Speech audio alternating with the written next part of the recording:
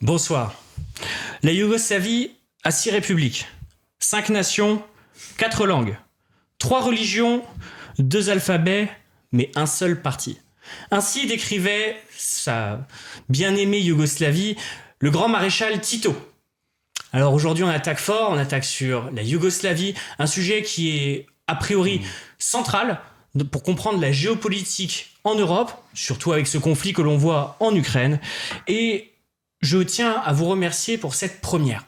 Une première qui me tient particulièrement à cœur. Moi, j'ai été bercé par les histoires de la Yougoslavie, par la Serbie maltraitée dans les Balkans, et il me semblait essentiel de commencer avec un invité exceptionnel sur ce sujet. Mais avant de commencer, nous sommes sur la première de Dévi contre les empires. Comme son nom l'indique, nous allons défendre l'idée de nation.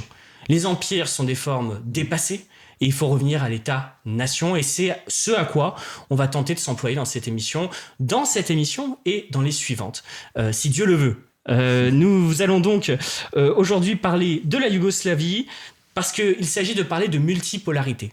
Il s'agit de réintroduire dans l'idée internationale Westphalie. On va revenir à Westphalie. On fera une émission sur Westphalie, parce qu'il faut revenir à l'ordre des États-nations. Alors avant tout, je voudrais remercier le Cercle Aristote d'héberger cette émission, parce que nous étions un peu SDF, et grâce au Cercle Aristote, nous avons trouvé de formidables camarades d'abord. Remercier Pierre-Yves Rougeron pour sa confiance également, et remercier aussi toutes ces personnes qui, bien souvent, on les remercie en fin d'émission. Ah, merci aux techniciens. Non, on va les remercier tout de suite, au moment où encore tout le monde est sur la vidéo, normalement, je l'espère. Donc on va remercier toutes les personnes qui s'occupent d'abord du montage, de filmer, de faire les vignettes. Tout ce travail qu'on ne voit pas forcément, alors on va les citer. Évidemment, Charles, Jacques, Brieux, Catherine, Octave, David, à qui on souhaite un bon rétablissement, Quentin, Jean, enfin toute l'équipe qui est derrière cette émission, et à qui il faut quand même souhaiter bon courage, parce que c'est une grande machine. Vous qui vous sentez parfois un peu isolé, vous qui vous sentez un peu perdu dans cette grande galaxie souverainiste, n'oubliez pas que vous avez au Cercle Aristote votre maison. Et lorsqu'on se sent abandonné, il n'y a rien de mieux que de retrouver des camarades. Bougez-vous, rejoignez-nous, aidez-nous, nous avons besoin d'aide. Et aujourd'hui, ce grand projet n'est possible que grâce à tous ces camarades qui se sont engagés et qui, je pense, s'épanouissent dans ces fonctions. Sans transition, après avoir parlé d'autant de camaraderie et d'amour entre camarades, on va parler d'une grande zone de paix civile, d'amour et de paix. On va parler des Balkans. Merci beaucoup Alexis Troud d'être avec nous, donc géopolitologue, chercheur à l'Institut stratégique à l'ISC, chercheur également en histoire en géopolitique, professeur à Sciences Po, quelle belle maison, hein. J'y suis passé, c'était pas mal. Bon, je suis rentré, il y avait de la lumière. Et également à l'UVSQ, merci beaucoup, tu nous as fait le plaisir de publier ce livre. Donc les Balkans, une zone grise au cœur de l'Europe, que je vous recommande, un livre publié chez Perspective Libre, car le Cercle Aristote, c'est aussi une maison d'édition qui publie des auteurs de très grande qualité, et je pense que ce soir on va avoir l'occasion d'un bel échange sur ce sujet-là. Comment vas-tu ? Très bien, parfait. Je suis très content d'être là avec toi. On s'était rencontrés au Cercle Aristote. Exactement. Et je tiens à remercier aussi Pierre-Yves Rougeron, parce qu'il a quand même, il est à l'initiative de très très belles idées et projets qui vont nous permettre de développer nos idées quand même. Oui, bien sûr, et puis il y a un contenu de qualité. Alors on pense évidemment à la maison d'édition, on peut penser à la revue Perspective Libre. Il y a un travail qui est fait, un travail intellectuel, de lutte culturelle. Hein. Gramsci serait content avec nous. Et ce travail-là, aujourd'hui, on le retrouve assez peu. Et c'est ce que je disais, quand on est orphelin, je connais des gens alors les souverainistes de gauche, de droite et d'ailleurs, hein, comme dirait maintenant la phrase consacrée par le Front Populaire, la revue. C'est vrai que le Cercle Aristote, c'est la maison commune des souverainistes en vérité.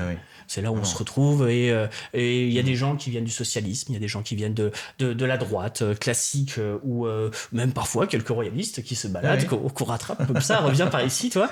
Mais c'est une grande maison où on accueille à peu près tout le monde, et on parle de sujets de fond. Et aujourd'hui, la Yougoslavie, Yougoslavie. C'est vrai que c'est un sujet qu'on oublie bien souvent. Moi, j'ai un ami à qui, lorsqu'on lui demande camarade, tu es serbe, il dit non, je suis yougoslave. Et j'ai appris qu'il y avait d'autres personnes qui font exactement la même chose. Et donc bon, alors l'idée c'est qu'effectivement on va parler de multipolarité et ce livre est très intéressant parce que je pense que dans la Yougoslavie, et tu me le confirmeras ou alors tu infirmeras si je me trompe, mais il y a vraiment une idée de destruction des États-nations dans ce panorama. Qu'est-ce que tu penses que c'est un peu ça? C'était un projet établi? C'est un projet établi depuis bien longtemps. On se souvient de la poudrière des Balkans. Les Balkans étaient toujours la poudrière dès la fin du 19e. Ce n'était pas seulement une formule consacrée, c'était vraiment dès les années 20 l'endroit en Europe où les grandes puissances et les empires sont affrontés. On se souvient du Drang nach Osten de l'Allemagne à travers la Bosnie, de la volonté de l'Autriche-Hongrie vraiment de s'étendre dans cette région jusqu'à Salonique et la mer Égée, de la volonté aussi impériale russe, il ne faut pas l'oublier, d'aller à travers les Balkans jusqu'au port de Trieste. Leur rêve aux Russes était d'arriver à Trieste finalement, et c'est ce qui a amené à la Première Guerre mondiale. Mais ce que je voulais souligner, c'est que ces empires, comme tu disais, qui sont assis sur les nations, se sont assis vraiment sur les volontés souveraines. Et j'en parlais encore cet après-midi, mais le terme de brutalisation, cher à plusieurs grands historiens, effectivement, a été appliqué là dans les Balkans. C'est mon collègue Audouin Rouzot qui l'a très bien développé dans son livre La guerre de 14-18, où il démontre très bien que dès le mois d'août 1914, cette volonté impériale autrichienne et allemande se fait sur le dos des Serbes qui habitent depuis des siècles en Bosnie-Herzégovine. Et lors de leur premier revers, ils sont à 8 soldats contre 1. Ils sont persuadés qu'ils vont gagner. C'est la bataille de la Kolubara, aux confins entre la Bosnie et la Serbie. Il s'essuie une défaite. Et donc, le général en chef va donner carte blanche aux soldats pour massacrer les villageois serbes de Bosnie. Et donc, on voit bien cet affrontement entre, d'un côté, volonté impérialiste, d'aller le plus loin possible au cœur de l'Europe, et qui se fait sur le dos des populations, là, en l'occurrence, les Serbes. Et alors, on découvre des choses incroyables. C'est carte blanche donnée aux soldats autrichiens là en Bosnie, et c'est pendant 4 ans un véritable calvaire. C'est un collègue en Bosnie qui a découvert récemment que lorsque l'armée serbe se retire en 1915 de Serbie parce qu'ils sont assaillis à la fois au nord par les Autrichiens, à l'est par les Bulgares, au sud par les Albanais, ordre est donné de capituler, l'armée se retire avec toute son élite, c'est-à-dire la hiérarchie orthodoxe, le roi Pierre Ier de Serbie, et le choix est terrifiant et terrible pour eux, parce que se retirer, ça veut dire abandonner leur peuple. Pour faire survivre l'État-nation, ça se fera au sacrifice vraiment d'une partie des soldats, mais aussi au sacrifice du peuple qui va rester sur ces terres, mais qui va être lié à une politique vexatoire. On sait maintenant que les Autrichiens empêchaient les gens de circuler librement pendant 4 ans dans les rues de Belgrade, de Niš ou d'ailleurs. Et surtout, on a mis systématiquement les opposants politiques dans des camps éparpillés un peu partout dans l'Empire austro-hongrois. Et ça, c'est terrifiant, parce qu'il y a vraiment, bien avant Hitler, il y a cette politique impériale qui se fait au détriment du peuple serbe dans les Balkans. Oui, c'est terrible. Alors, c'est vrai souvent on pense, lorsqu'on pense à des génocides, ou alors en tout cas des massacres de population, on pense nécessairement Afrique. Oui. Colonisation espagnole de l'Amérique, colonisation anglaise du nord de l'Amérique. Et on oublie qu'en Europe, que ce soit les Serbes, que ce soit les Irlandais, que ce soit tous ces peuples ont été... Arméniens. Les Arméniens, évidemment. Alors c'est marrant, il y a un impérialisme dont tu n'as pas parlé. Est-ce que tu as vu cette série récemment sur Netflix? Je ne sais pas si tu regardes Netflix. Si. Moi, je fais partie de ces gens qui regardent Netflix. Alors j'essaye de pas trop m'en imprégner, parce qu'on sait très bien ce qu'il y a comme logiciel derrière. Mais cette série sur la chute de Constantinople, donc avec Mehmed II, donc qui est l'essor de l'Empire ottoman, Mehmed II qui donc prend Constantinople, qui est soutenu par les Serbes. Parce qu'il y a énormément de Serbes en fait dans l'état-major, la propre mère en tout cas la belle-mère, les mineurs qui vont attaquer les murs sont serbes. Et c'est vrai que c'est intéressant de voir que il y a eu, en tout cas à un certain moment, une interpénétration culturelle, même avec un empire, pour le coup, pas très sympathique, l'Empire ottoman. Ouais. Et pourtant, quand même, une espèce de, pas de collaboration, mais en tout cas, comme si ce n'était pas étonnant qu'il y ait des interpénétrations culturelles. Non, alors, effectivement, c'est François Feyteux qui en a très bien parlé, hein, où, le fait que Soliman le Magnifique, par exemple, hein, quand on va voir la tombe de Soliman le Magnifique à Istanbul aujourd'hui, l'ancienne On dira Constantinople. Byzance. Oui, ou Byzance, exactement. Bon, beaucoup de gens honorent un des plus grands empereurs d'l'Empire ottoman, mais c'est un janissaire. C'est-à-dire que c'est un Serbe qui a été pris à ses parents, à son plus jeune âge, formé par Mehmet, justement, dans de véritables camps de préparation militaire en Égypte, et ensuite qui revient sur le terrain en tant qu'empereur, et d'ailleurs, Dieu sait qu'il a été efficace, hein, puisqu'il a repoussé les limites de l'Empire ottoman jusqu'au port de Vienne. Mais comme tu disais, cette interpénétration, oui, mais pour moi, elle est vraiment...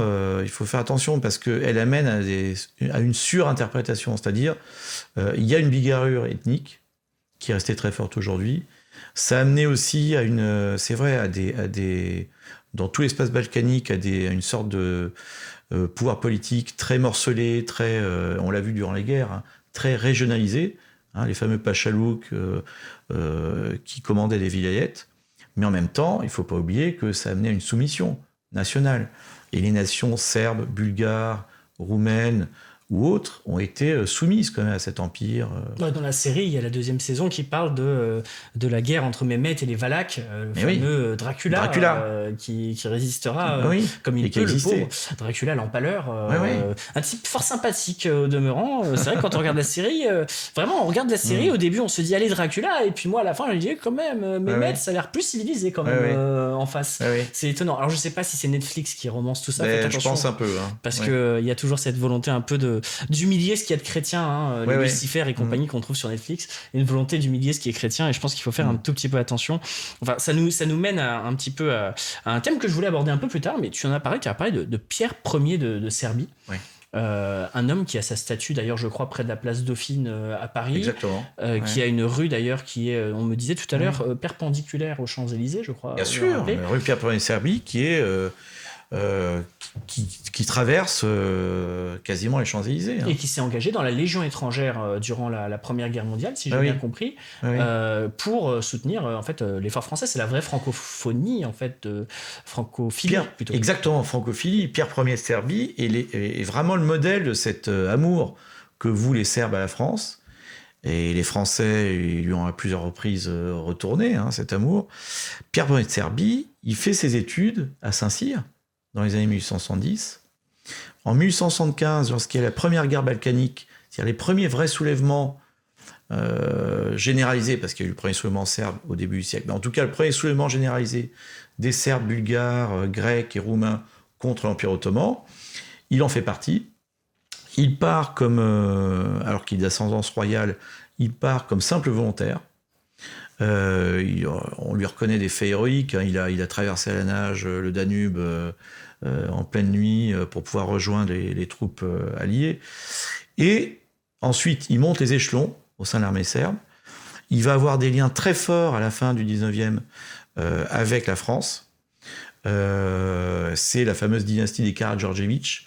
Et c'est à ce moment-là qu'il y a une inflexion, c'est-à-dire la Serbie, qui était plutôt proche de l'Empire austro-hongrois, va se tourner vers la France à la fin du 19e.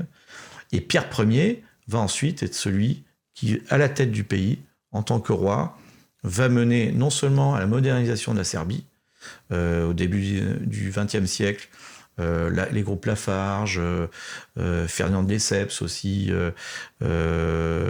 Manu France, sont présents dans cette région. Et donc, Pierre Ier va aborder la Première Guerre comme déjà quelqu'un qui est très connu pour tout ça. Et donc, il faut dire à nos auditeurs que Pierre Ier, c'est ce roi héroïque qui, au moment de la capitulation, au moment de la retraite d'Albanie, alors qu'il est gravement malade, va suivre ses soldats, va les porter littéralement à travers cette retraite d'Albanie en plein hiver 1915-1916, et au péril de sa vie, amener à la résurrection de l'État serbe, puisque ces soldats sont accueillis. Alors, ils arrivent, ils sont atteints par le typhus, par la malaria, ils sont épuisés. Il y en a 1 sur 7 qui arrivera dans un état, disons, en bonne santé. Que fait Pfizer ? Enfin, je ne comprends pas. Voilà. Que fait Pfizer à ce moment-là ? Et ils appellent au secours. Les Italiens disent non, c'est des pouilleux, on n'en veut pas. Et c'est l'armée française qui les récupère. Et là, on a la plus grande opération médicale militaire où pendant 3 mois, sur l'île de Corfou, l'armée serbe est entièrement remise sur pied par la médecine militaire française. Et à Corfou, il y a encore énormément de lieux qui le remémorent. Et c'est grâce à ça que cette armée va ensuite être placée à Salonique et va amener à la victoire héroïque en 1918. On oublie souvent cette francophilie des Serbes. Il y a ce monument qui dit, je crois me rappeler à Belgrade, qui dit à la France que nous aimons tant. Et qui... Exactement. C'est le monument le seul, unique, qui au monde montre l'amour d'un pays envers un autre, puisque c'est le monument créé par d'ailleurs le sculpteur croate Meštrović en 1929, donc 11 ans après la fin de la guerre dans les Balkans, et où face à l'ambassade de France, dans le parc du Kalemegdan, en plein centre-ville, on a cette phrase admirable « Nous aimons la France comme elle nous a aimés ». Ce monument, lors des bombardements de 99, il a été paré d'un voile noir par des gens qui supportaient pas ces bombardements, qui devenaient très très durs, hein, qui étaient bien plus durs qu'actuellement les bombardements sur l'Ukraine. Hein, dès les premiers jours, il ne faut pas l'oublier, à 5000 mètres de haut, les Américains, appuyés par leurs alliés, détruisent tout le tissu industriel de toute la Serbie en quelques jours. Hein. Oui, c'est comme Dresde en fait, c'est une grande tradition américaine, hein, c'est des qui peuvent tapis de bombe. Au tapis de bombe, à 5000 mètres de haut. Comme à Caen, d'ailleurs. Hein. Oui, l'Orient, c'est pareil. Les Américains, une tradition de bombes. Je ne sais pas ce qu'ils ont avec les bombes. Alors, c'est pareil, maintenant qu'ils ont dessiné aussi sur les bombes. Ils dessinent des messages désagréables. Grande tradition américaine. C'est vrai. C'est ce qu'ils ont fait d'ailleurs à Belgrade. Ils avaient écrit Joyeuse Pâques, je crois. Joyeuse Pâques, exactement. Sur les bombes. Mais pour terminer... Encore un empire sympathique. Oui. Et le voile a été retiré dès le lendemain par les anciens combattants serbes qui ont dit « Mais arrêtez vos conneries. Qui est en train de bombarder, c'est pas la France, c'est les Américains. Ne vous trompez pas. » Et c'est pour ça que je suis assez ému. L'amitié franco-serbe est là, toujours très vivante. Et on le voit dans les matchs de foot. Moi, j'ai vu plein de pancartes de clubs serbes, de l'Étoile Rouge de Belgrade, d'ailleurs, je crois, disant nous demandons à la France. C'est terrible, ça. C'est ce qui est. On est en dehors du sujet, mais c'est pas grave. Au point où on en est. ce que je vois fréquemment avec d'autres peuples, c'est qu'ils demandent à la France de redevenir la France. C'est ça, tout et simplement. Ils nous reprochent de ne plus être exactement. Français. Mais ça, c'est très très fort. Et comme tu dis, c'est pas seulement en Serbie. Hein. On a ça. Moi, je pense au Liban aussi, en Arménie. C'est uniquement de redevenir ce qu'on était. J'allais dire en Corse, mais nous sommes dans une émission de relations internationales. Donc, oui, alors, du coup, on va revenir un tout petit peu sur l'actualité. Là, récemment, on a des nouveaux conflits qui apparaissent en terre serbe, qu'on appelle le Kosovo. Je sais Metochi, effectivement, parce que... Le Kosovo, ça n'existe pas. Voilà, c'est Kosovo Metochi. J'étais sensibilisé à cette question grâce à Nikola Mirković, le martyr du Kosovo. Il y a un chapitre entier, c'est Kosovo Metochi. Ne vous trompez pas. Et on voit donc ces affrontements là qui sont en train de naître.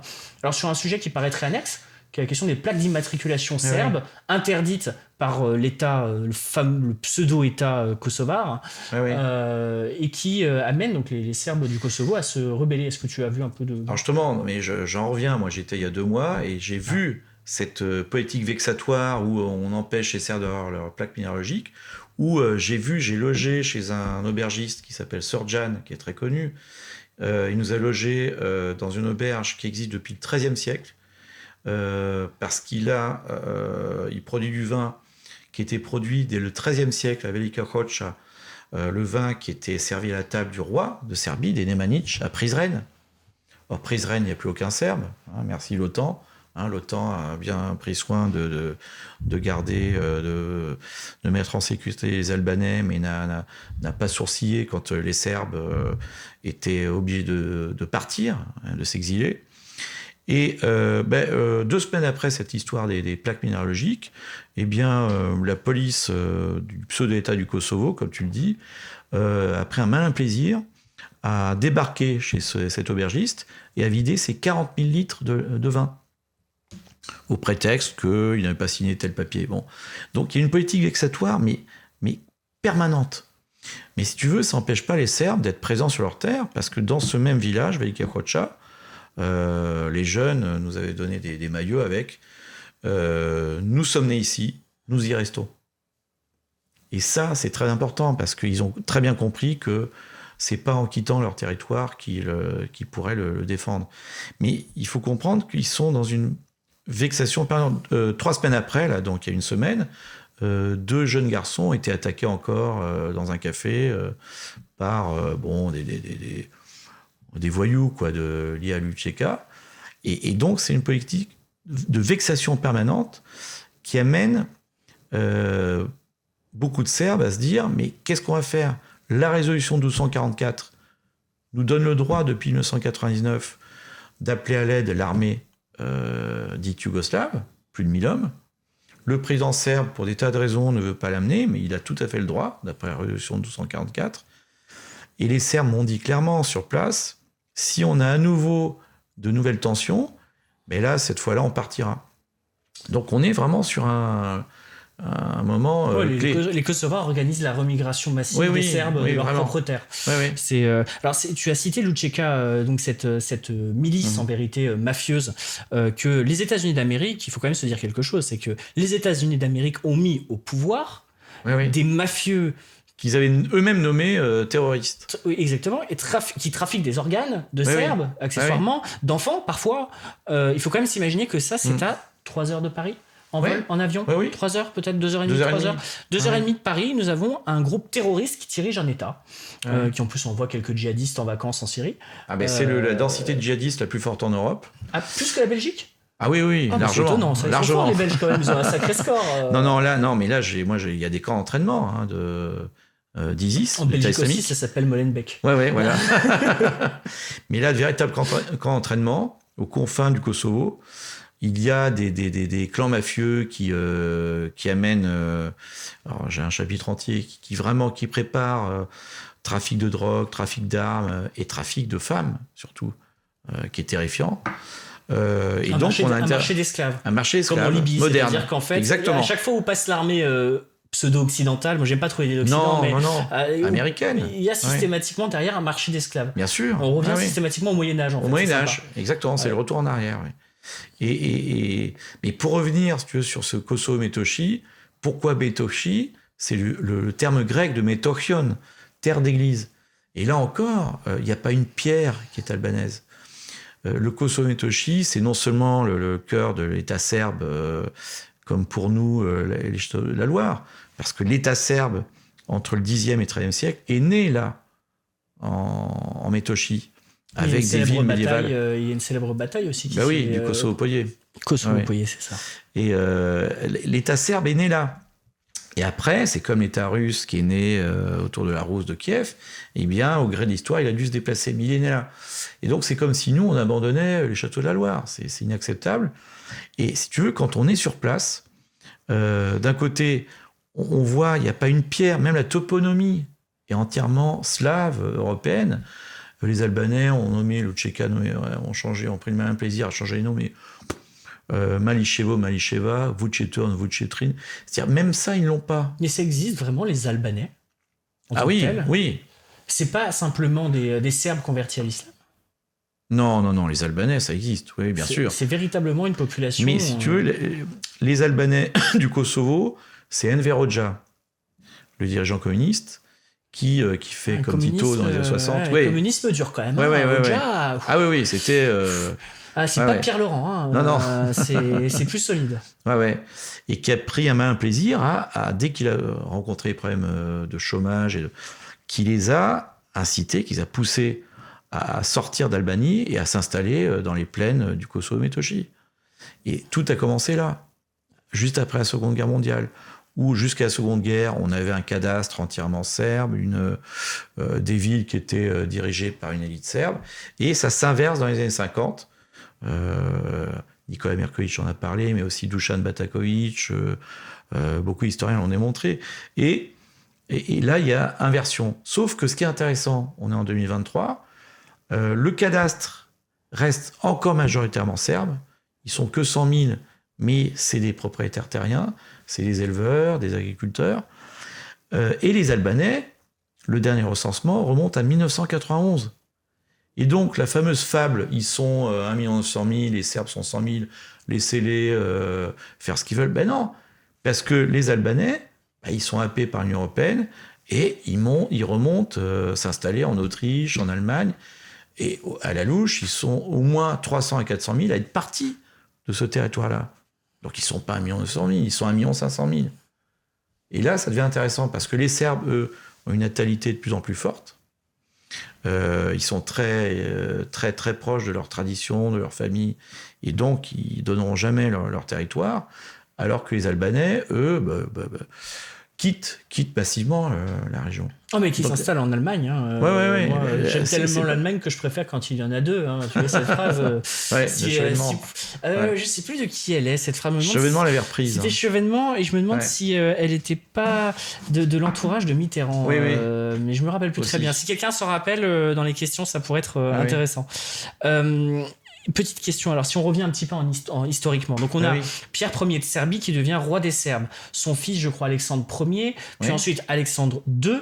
Alexandre II est chassé de Yougoslavie lors de l'invasion allemande. Enfin, disons les choses, hein, les Teutons, hein, ceux qui sont derrière nous. Hein, les Teutons.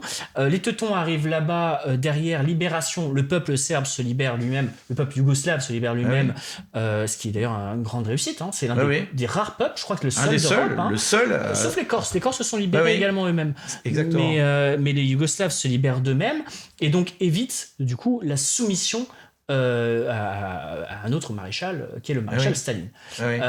Donc si je comprends bien, là on arrive dans le titisme. Petite question. Moi, c'est vrai que moi, je viens de la gauche. Donc la Seconde Guerre t'intéresse pas? Seconde Guerre mondiale, on peut en parler. Hein. On a nos amis Oustachi au nord qui s'amusent à faire des massacres de Serbes assez ignobles.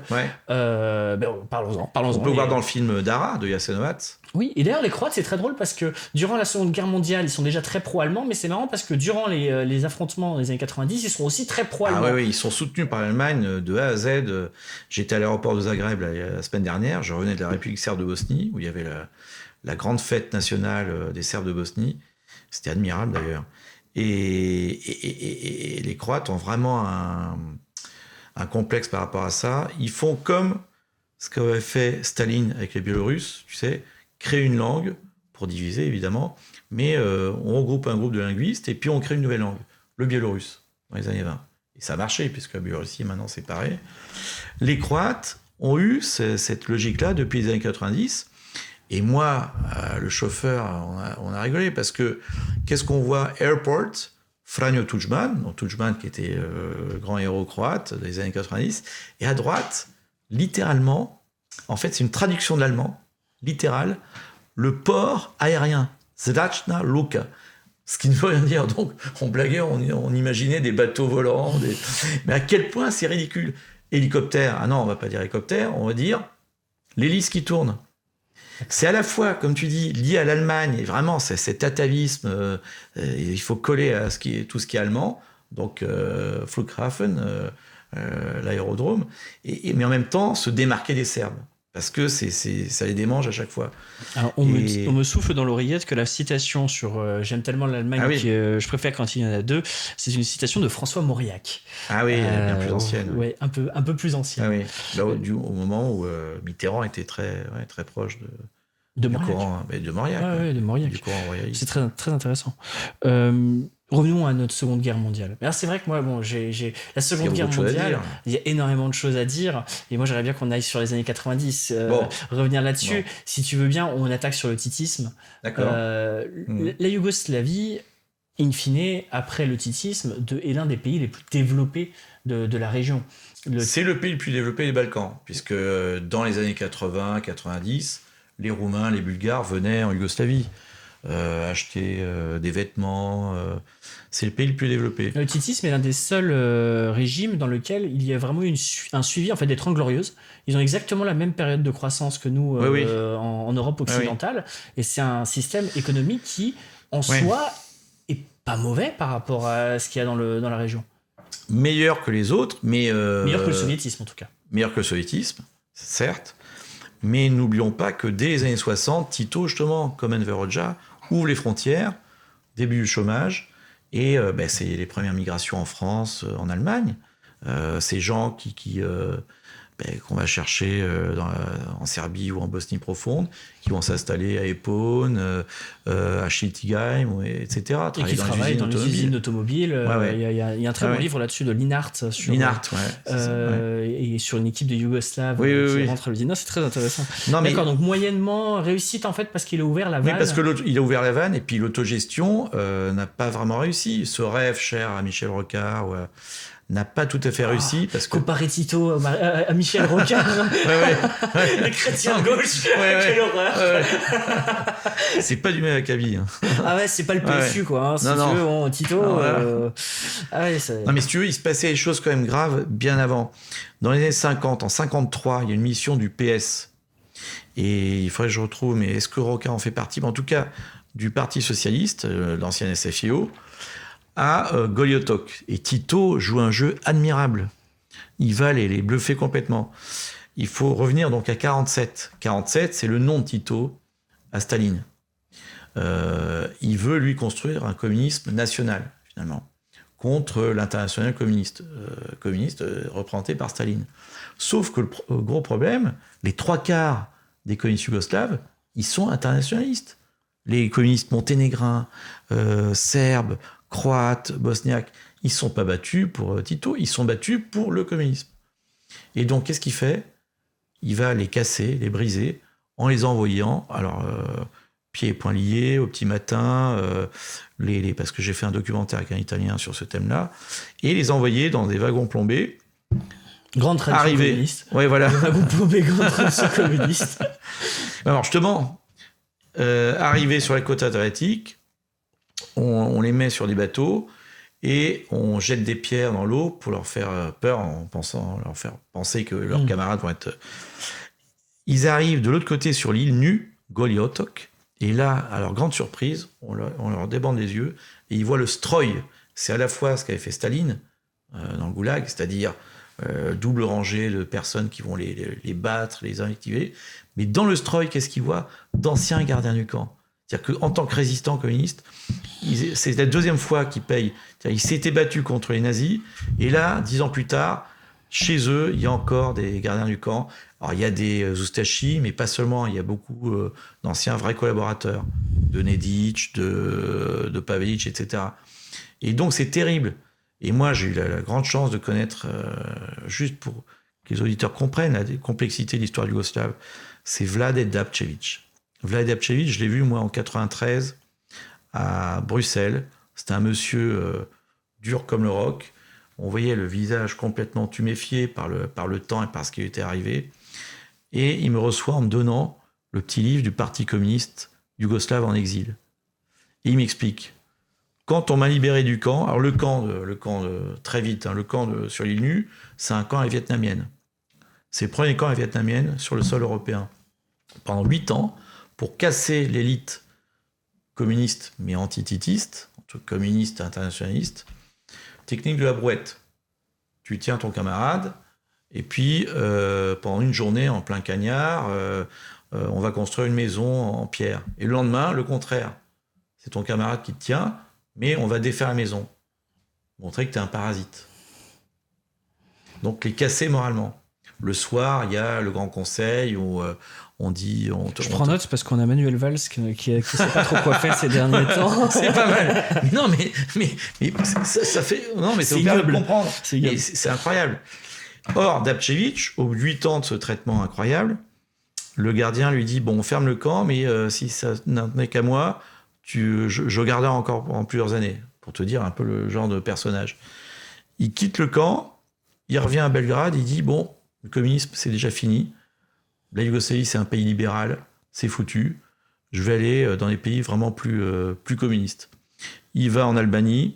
Pour dire que le titisme, c'est Ah libéral oui, quand même. non mais c'est incroyable, c'est incroyable. Faut y aller. Il va en Albanie, non, Enver Hoxha, c'est un peu... C'est trop un peu libéral. mou. C'est trop libéral. Il va en URSS, là, Brejnev se pose la question, mais qui est cet hurluberlu? Et donc il s'est retrouvé en Belgique, justement, entre la Belgique et la France, dans les années 60-70. À chaque passage de frontière, il a toute la police sur le dos. Il retourne... En Belgique, qui est un parti communiste très dur, pour le coup, le communisme belge est méconnu, mais c'est un parti communiste très dur. Ouais, exactement.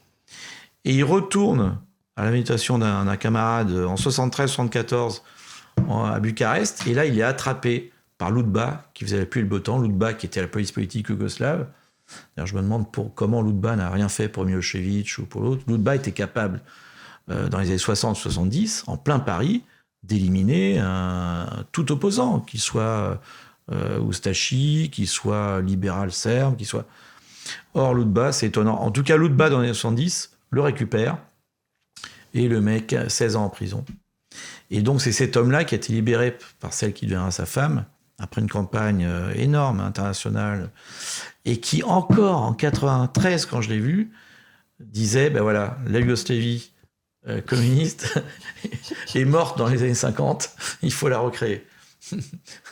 Donc ça en dit long quand même sur toute cette histoire. Psychologiquement, c'est quand même assez lourd. Oui.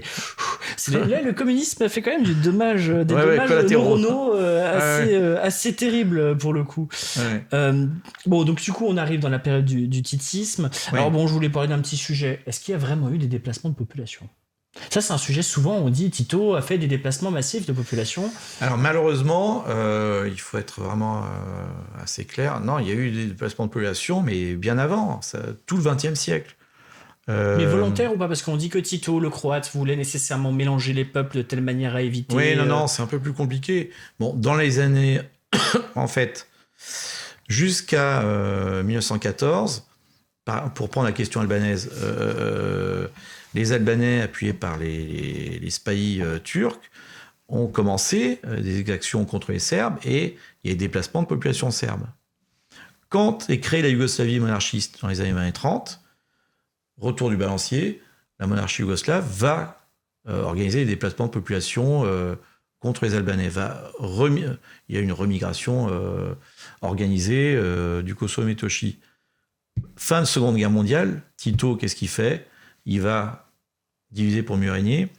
Et donc, vraiment organiser très clairement au nord en Voïvodine et au sud en Albanie. En fait, il va favoriser l'exil des Serbes, des Monténégrins, des Macédoniens, en tout cas des Slaves orthodoxes, du Kosovo Metochi de Bosnie vers la Voïvodine. Ça lui permet, en Voïvodine, d'augmenter le poids des orthodoxes au détriment des catholiques, des Hongrois. Parce que la Voïvodine était pratiquement exactement hongroise. Et ça aboutit à aujourd'hui une Voïvodine qui est pratiquement ralliée à Belgrade et qui est... alors c'est assez cocasse parce que c'est des dirigeants serbes, mais qui veulent une forte autonomie. Donc ils se sont fondus dans la population. Mais... pour revenir au Kosovo Metochi, c'est ce qui explique qu'après, il y ait constamment une fuite des Serbes. Et bien avant Milosevic, déjà, il y avait un fort mouvement d'exil des Serbes du Kosovo Metochi. Dans les années, le monde, qui n'est pas particulièrement... l'immonde, qui n'est pas particulièrement pro-serbe, mais dans les années 70, expliquait comment... les Albanais radicaux chassaient les Serbes de chez eux. Donc, non, ça a été un mouvement pendulaire constant, cette question-là, des déplacements de population. Et du coup, justement, ça m'amène à ma question suivante. Certains spécialistes de la Yougoslavie disent que tout a commencé à aller à volo à partir de la troisième constitution de Tito, qui est la constitution de 1974, qui justement octroie à la Voïvodine, et je crois me rappeler au Kosovo également, une certaine autonomie, en tout cas une autonomie importante. Et certains disent que voilà, c'est le début de la fin. D'ailleurs, même certains disent que Tito aurait dit sur son lit de mort, la pire chose, oui, je suis spécialiste des citations de Tito, c'est mon domaine, chacun son domaine de prédilection, aurait dit sur son lit de mort que la pire chose chose qu'il ait faite, et sa plus grande erreur aurait été la fédéralisation de fait de la Constitution de 1974. Est-ce que tu partages le même point de vue? Est-ce que c'est plus complexe peut-être? C'est un peu plus complexe quand même. Ça commence dans les années 60. Tito, qu'est-ce qu'il fait? Il va créer l'église macédonienne, le patriarcat. C'est fou, hein. C'est-à-dire qu'un chef d'État communiste qui crée une église. Faut le faire. L'église macédonienne. C'est l'amour de la France, c'est le gallicanisme qui infuse. On arrive à les influencer un petit peu. Dans les années 60, ça c'est formidable, c'est unique au monde, il crée une nation musulmane. Parce qu'il se dit en Bosnie, en bon communiste, en bon apparatchik, il se dit je vais faire comme Staline, en Ukraine, ou les exemples du Tatarstan. Je vais, en Bosnie, créer 3 peuples et donner la prépondérance aux musulmans, mais en créant une nation. Parce que s'il reste une religion, ça aboutit à rien. Et donc une nation musulmane, avec un M majuscule. Et encore aujourd'hui, ça pose des problèmes énormes, parce que les musulmans de Bosnie, ils sont écartelés. Est-ce qu'ils sont musulmans religieux? Est-ce qu'ils sont musulmans nationaux? Est-ce qu'ils sont bosniaques? Ils ont plusieurs identités. Oui, parce que souvent, nous, on dit bosniaques, mais en fait, c'est les Bosniens. Non, c'est les Bosniens. Bien sûr, les Bosniens. Bien sûr. Les Bosniaques, ce sont les musulmans de Bosnie. Et les Bosniaques, ce sont tous les habitants de Bosnie. Alors, les Bosniens, c'est lesquels? Les Bosniens sont... il y a les bosno-serbes, bosno-musulmans. D'accord, ok. C'est les bosniaques.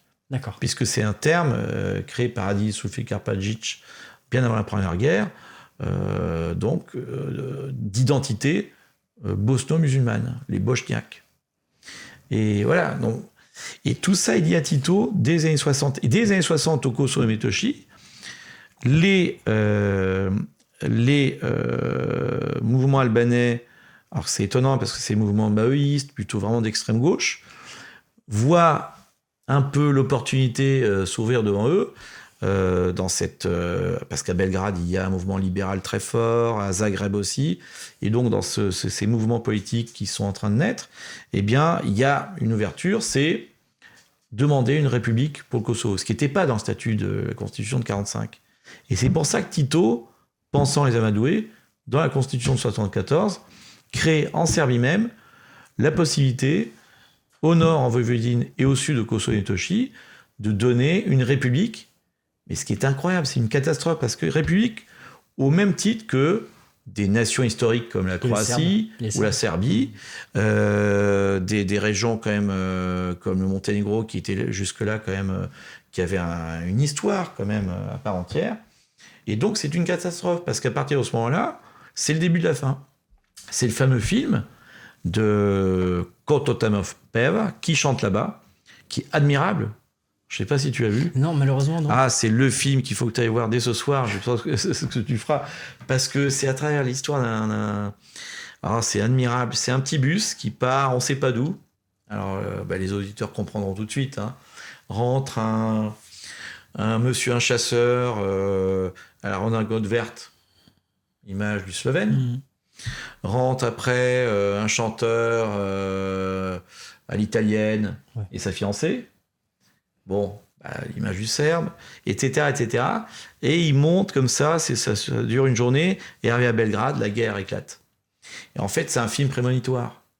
C'est la fin de l'éclatement de Yougoslavie, parce que ça devait arriver. À partir du moment où tu donnes même à des régions le droit à l'autodétermination, donc à l'indépendance, le pays ne devait qu'aboutir à l'éclatement. Oui, c'est sûr. Ce qui est arrivé l'autodétermination, c'est une valeur libérale que le XXe siècle nous a léguée, d'un libéralisme dont on reparlera tout à l'heure. Ah oui. Nous nous quittons sur cette première partie. Nous en sommes donc à la Constitution 74. Ne quittez pas, parce que derrière, on va parler de Slobodan Milosevic. À tout de suite.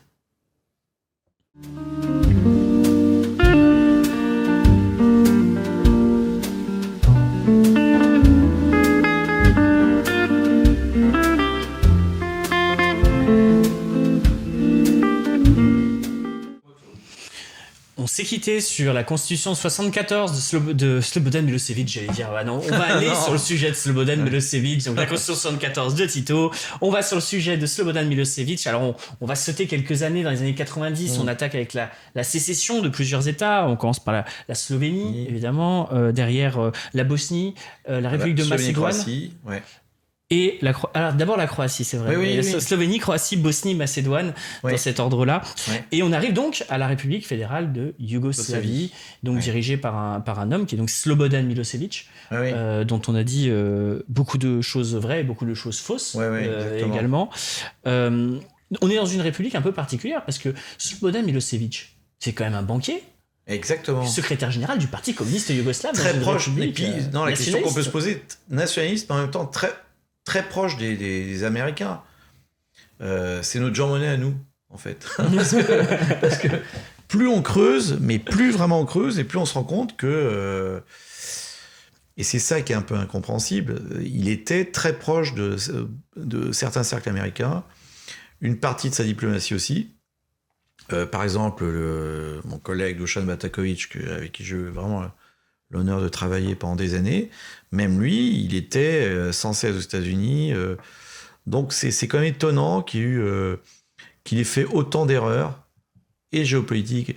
En fait, Milosevic, parce qu'on ne va pas revenir sur ces guerres, parce qu'on en aurait pour des heures, mais il était persuadé, comme en bon communiste, que la vérité, communiste slave, que la vérité finirait par apparaître. Et alors à l'époque, le soft power, à part le Japon, personne n'en parle, mais aucun effort de communication, aucun... c'est très slave, ça. Ah oui, et c'est ça qui a amené au bombardement, finalement, parce qu'il n'a jamais été capable de montrer qu'il y avait une autre option que la fédéralisation et que l'éclatement de la Yougoslavie. Il y a quand même les accords de Dayton en 1995 qui mettent fin à la guerre en Bosnie. C'est quand même un effort de la part de Milosevic. Il fait quand même un gros effort sur ces négociations-là. Il fait un effort, territorial, puisqu'il perd un gros morceau, 2, politique, parce que ça veut dire qu'il se coupe des Serbes de Bosnie qui, eux, étaient royalistes. Karadzic et Mladic sont royalistes, alors que lui est communiste. Et c'est pour ça, finalement, qu'ils ne s'entendent pas et que... mais qu'ils perdent. Et n'oublions pas que les Serbes qui quittent l'Ukraïna et la Bosnie, ils ne sont pas accueillis à bras ouverts par Milosevic, puisque Milosevic leur interdit de rentrer à Belgrade, en 95-96, et les force à monter, à s'installer en Voïvodine. Il reprend là, en fait, l'ancienne politique. En fait, finalement, la plupart des crimes de guerre, en tout cas de ceux qui ont été condamnés comme crimes de guerre du tribunal pénal international, on peut toujours se méfier un peu de ces instances internationales créées un peu comme ça, avec des juges américains. Bon, c'est toujours un peu étonnant. Mais en tout cas, ces crimes qui ont été condamnés ont été commis justement par cette frange plutôt royaliste, en fait. Exactement. Et pas tellement par des proches de Milosevic. Non. Et pourtant, c'est lui qui prend quand même. Alors, les autres, c'est lui qui prend tout. Mais Milosevic, il a pris quand même. Mais c'est lui qui prend le plus. Lui et puis tous ses ministres. Moi, j'ai assisté à son procès début des années 2000 à La Haye, c'était saisissant. Mićunović était vert, il était déjà condamné avant le verdict. Il annonnait, alors que c'était un ministre assez remarquable. Il s'auto-condamnait. Ensuite, on va voir dans une autre chambre un caporal de l'armée serbe, bosno-serbe, qui fait remonter la responsabilité à Mladic. Et puis, cerise sur le gâteau, on va voir Milosevic. Et Milosevic était là, comme je te vois, derrière une vitre, parce que c'était fait, si vous voulez, pour qu'il y ait énorme publicité, ce tribunal pénal. On sentait dès qu'on rentrait dans ce tribunal, parce qu'on était confortablement installés dans des grands fauteuils comme au cinéma, des écrans partout. Et ce qui a complètement échoué, parce que très vite, les gens se sont rendus compte que c'était un peu plus compliqué que les méchants Serbes. Et c'est vrai que ça a souvent été comme... Les Américains ont eu tendance à faire ça. Ils ont fait ça avec Saddam. Ils sont tombés, avec une espèce de... Ils sont tombés dans le panneau. Ils essaient de transformer une salle de ça s'est retourné tribunal contre en eux, parce Hollywood. que, voilà. Mais du coup, plus personne n'y comprenait plus rien, parce que c'était un peu plus compliqué. Et du coup, très vite, les journalistes s'en sont pas intéressés. Et du coup, quand j'ai vu Milosevic... Pour vous montrer le personnage, le juge lui balance en anglais un rapport de... J'étais à côté, c'était 120 pages. En une demi-heure. Il lui dit, bon, vous défendez. Milosevic ne voulait pas, puisqu'il ne reconnaissait pas le tribunal, il ne voulait pas d'avocat. Il prend des notes en anglais. Grande capacité de synthèse. Et il commence son plaidoyer en disant, mais madame, vous êtes d'accord que lorsque les avions bombardent tel point à Jakovo, les bombes ne font pas de distinction. Oui, monsieur. Madame, vous êtes d'accord que quand les bombes tombent de 5 mètres de haut, arrivant en bas, eh bien, elles ne vont pas voir qui est albanais, qui est gitan, parce qu'au Kosovo, il y a énormément de minorités, il y a Itzinsa, bon. Et donc, madame, vous êtes d'accord que les bombes, quand elles tombent, elles tuent tout le monde. Et à force comme ça d'un plaidoyer mais formidable, eh bien, il a tellement dégoûté le tribunal que le tribunal a fermé le rideau et a dit ça y est, on arrête. Mais si vous voulez, après coup, c'est quand même étonnant que cet homme qui est capable de se défendre, qui a cette intelligence, eh bien, n'ait pas su vraiment vendre le morceau, c'est-à-dire dire aux Occidentaux, d'accord, on va pouvoir négocier avec vous et puis pouvoir maintenir quand même ce qui restait de la Yougoslavie. Il a essayé avec les accords de Dayton, puisque mine de rien, il retire les sanctions internationales qui sont imposées à la République fédérale de Yougoslavie, et il fait quand même un effort, et j'ai l'impression qu'en fait, ce qui a mis le feu aux poudres, tu me diras si je me trompe, mais c'est le fait quand il retire de l'autonomie au Kosovo, c'est ça. Et là, à partir de ce moment-là, c'est-à-dire en fait, il revient sur ce que Tito a mal fait. Il dit là, non, ça c'est une connerie. On revient en arrière. Le Kosovo ne peut pas être une république indépendante. Et j'ai l'impression que c'est là que ça démarre. Est-ce que je me trompe ou est-ce Non, tu ne te trompes pas. Non. Certes, les accords de Dayton, on y est encore aujourd'hui, puisque les accords de Dayton, c'est ce qui maintient encore ce multiethnisme et le fait qu'il y ait 3 peuples qui aient leurs droits garantis en Bosnie, encore aujourd'hui en 2023. Et c'est grâce aux accords de Dayton que cette Bosnie survit finalement. Mais tu as raison, juste après, il y a l'Učeka. 1 an après, l'Učeka qui vient d'être formée, elle va lancer une guerre totale contre l'armée et la police fédérale yougoslave à partir de 96. La guerre se développe en 98 et l'OTAN bombarde du 24 janvier au 8 juin 99. Mais l'erreur qui a été faite par Milošević, c'est d'avoir cru jusqu'au dernier moment que l'OTAN sortirait pas de sa zone. Or, il ne connaissait pas assez le cynisme, justement, des Américains ou des Allemands. Et surtout, il a fait l'erreur de croire qu'il serait soutenu par tout le monde localement. En fait, il était très peu soutenu. La population belgradoise le soutenait plus à la fin. Une partie, les Serbes de Bosnie ne le soutenaient plus, les Serbes du Kosovo et Metochi ne le soutenaient plus. Et donc, ça a été ça son erreur. C'est-à-dire qu'en plus, on a effectivement une démonstration, et dans l'actualité, c'est pas inintéressant, d'un mensonge de l'OTAN, qui, bien loin d'être une organisation défensive, est en fait une organisation offensive. Qui avait promis de ne pas attaquer par les airs Belgrade, parce que c'était une zone d'exclusion aérienne. À l'époque, déjà, la Russie avait dit « D'accord, si vous ne touchez pas à Belgrade, on accepte la zone d'exclusion aérienne. » Et ils ne l'ont pas respecté. Non. Ils ont foulé du pied, comme ils ont foulé du pied les accords du pacte de Varsovie, comme la question avec la Russie, etc. Et bien là aussi, ils ont... C'est terrible, ces protestants, on ne peut jamais leur faire confiance. Exactement. C'est terrible. Non, mais c'est vrai qu'il y a un côté entre l'Allemagne qui soutient les nationalistes croates et puis les États-Unis qui soutiennent vraiment la guérilla albanaise, qu'eux-mêmes, ils avaient déclaré 2 ans auparavant une guérilla. On voit bien qu'il y a une réelle politique américaine ce serait intéressant de faire une psychologisation du protestantisme. Comment on passe de Luther à la bombardement de Belgrade. Faudra qu'on y réfléchisse. C'est un beau sujet de thèse. C'est pas inintéressant. Si quelqu'un, d'ailleurs, en parlant de thèse, on a un commentaire qui dit qu'il y a un de tes anciens élèves qui est en train de suivre, qui dit « Bonjour à tous, Monsieur Troud était mon professeur d'histoire. Attention, par contre, il dit « Je ne comprends pas grand-chose de ce qui est dit. » Là, t'as fait une erreur. Mais c'est un plaisir de le voir dans son élément. Les Balkans le passionnent profondément, je crois. Merci beaucoup pour ce commentaire. Merci, vraiment, ça fait chaud au cœur. Élèves qui t'écoutent, c'est marrant. C'est super. C'est grâce à toi. Oui, non, c'est grâce au fait que tu acceptes de venir sur cette première qui est pourtant c'est pas facile de venir sur une première. Je pense c'est un truc qui se rôde. Donc, si on voit un peu justement sur la situation actuelle et ces puissances internationales qui s'imposent maintenant dans les Balkans. C'est ça qu'il faut qu'on. Oui, parce que c'est un vrai sujet. Commençons par les méchants. Les Allemands. Les Allemands. Moi, j'ai une petite anecdote. Alors, pour des questions de confidentialité, je peux pas tout dévoiler, mais d'une jeune fille qui m'avait présenté ce qu'elle avait fait dans sa vie, du Kosovo. Une jeune fille du Kosovo. Et je vois dans son parcours le passage par... Ah, on a eu une attaque terrible d'une bouteille de cidre. C'est pas mal. Et cette jeune fille, en fait, est passée par une association internationale type Transparency International, Bon. puis ministère de l'intégration européenne, parce qu'au Kosovo, il y a un ministère de l'intégration européenne, Ah oui. tout ça financé par des études allemandes, puis derrière Commission européenne, pour l'intégration du Kosovo toujours dans l'Union européenne. Et on voit des profils comme ça qui passent de Kosovo, Berlin, Bruxelles. Ouais, c'est ça. C'est terrible et j'ai l'impression que c'est pas parce que c'est pas la première fois que je le voyais Ouais. et j'ai l'impression que c'est assez courant en fait qu'il y a encore une espèce d'impérialisme allemand qui maintenant passe par la main de l'Union européenne. Ah oui. Mais le gant c'est l'Union européenne, mais derrière la main c'est bien l'Allemagne.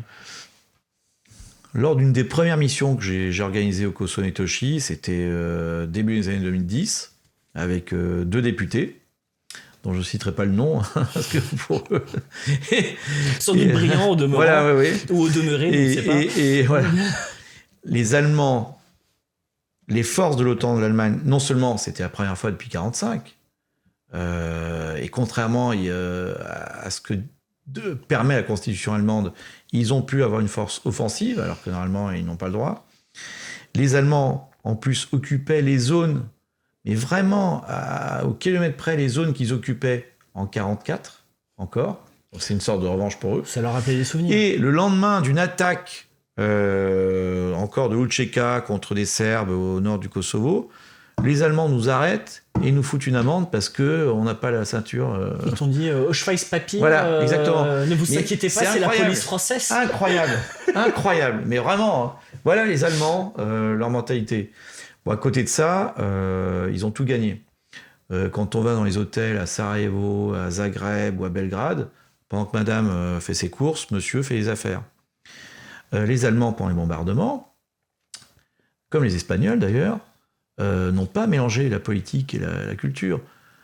Alors que le directeur de l'Institut français, on a parlé de la francophilie tout à l'heure, donc malgré cette forte francophilie, le directeur, et c'est toujours notre problème à nous, on confond toujours politique et culture, et donc il a fermé le Centre culturel français, qui a pignon sur rue à Belgrade, alors qu'en face, l'Instituto Cervantes espagnol ou le Goethe Institute sont restés ouverts. Mais c'est très intéressant ça, parce que ça fait écho un peu à un autre auteur de Perspective Libre, qui est Monsieur Harwell, sur la question justement de cette espèce d'évangélisme des droits de l'homme. Fait, et c'est la question de l'universalisme qui est derrière. Si les Français, l'élite française, parce que les Français font bien la différence, mais cette élite française qui fait de la diplomatie par l'universalisme, c'est-à-dire qui transforme cette espèce de déclaration des droits de l'homme et du citoyen. D'ailleurs, c'est très intéressant pour ceux qui ne le savent pas. Regardez un peu à quoi ressemble la DDHC, la déclaration des droits de l'homme et du citoyen. Cette espèce de table, comme si c'était les tables de la loi, espèce d'universalisme. Moi, je me rappelle cette phrase d'un auteur portugais, Miguel Torga, qui dit l'universalisme, c'est le local moins les murs. Or, imposer son local chez quelqu'un d'autre, chez moi, j'appelle ça de l'impérialisme. Et comme disait Robespierre, personne n'aime les missionnaires armés. C'est ça. Est-ce que finalement, est-ce que l'erreur derrière tout ça, c'est pas que les Espagnols ne sont pas universalistes? Ils ne le sont pas, même s'ils sont très empreints de catholicisme, ils n'ont pas de mission, porteur de mission. Les Allemands ne sont pas universalistes, c'est des protestants, ils ne peuvent pas, et même cognitivement, je pense que c'est impossible. Est-ce que notre problème, c'est pas qu'on croit encore à l'universalisme? Ah oui, moi j'en suis persuadé. Non, et c'est ça qui nous... Pareil, à Sarajevo, j'ai su encore la semaine dernière, mais à Sarajevo, systématiquement, le directeur de l'Institut français sera quelqu'un qui va correspondre vraiment aux normes à la fois woke, pro-musulmane, alors que la guerre est terminée depuis 20 ans. Donc on est vraiment dans ça. Un woke à Belgrade, il doit se sentir seul quand même, le garçon. Ah ben woke à Belgrade, je lui souhaite pas bonne chance. Avec les cheveux bleus. Ben, la fameuse parade LGBT a eu beaucoup de mal cette année à se faire à Belgrade. Hein. Il n'avait pas fait depuis 10 ans. C'est une exigence perpétuelle de l'Union européenne. Ben, la moitié des participants venaient de l'Union européenne. Donc, c'était... Ce qui est dangereux pour eux, hein, je crois que c'est Pierre-Yves Rougeron qui l'expliquait très bien, c'est extrêmement dangereux pour eux.